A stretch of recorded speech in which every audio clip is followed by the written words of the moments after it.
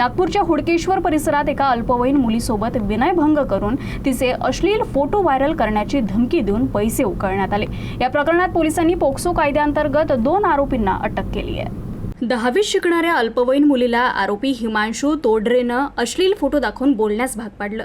तिनं नकार दिल्यावर त्यानं ते फोटो व्हायरल करण्याची धमकी दिली। भीतीपोटी मुलीनं त्याला 5000 रुपये दिले। हा प्रकार इथेच थांबला नाही, तर आरोपी हिमांशूनं ती एक वेश्या असल्याचा दावा करून तिची बदनामी करण्यास सुरुवात केली। यानंतर दुसरा आरोपी गौरव भेंडे देखील सक्रिय झाला। घटनेच्या दिवशी मुलगी स्केटिंग करत असताना गौरवनं तिच्यावर विनयभंग केला, मात्र मुलगी कशीबशी तिथून निसटण्यात यशस्वी झाली।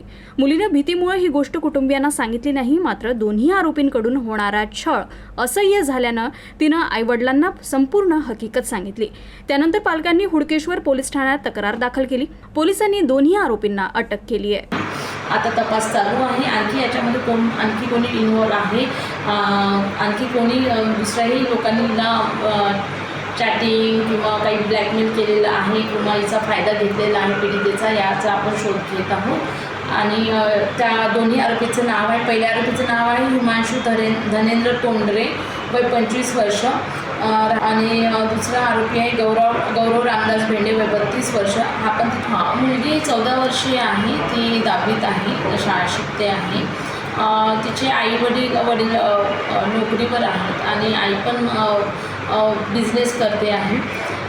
घरी कोणीतरी कम्युनिकेशन करायला एखादा मोबाईल असावा, याकरिता घरच्यांनी मोबाईल ठेवलेला होता। त्या मोबाईल थ्रू मुलींनी स्नॅपचॅट वगैरे डाउनलोड करून मग ह्या गोष्टी झालेल्या आहेत।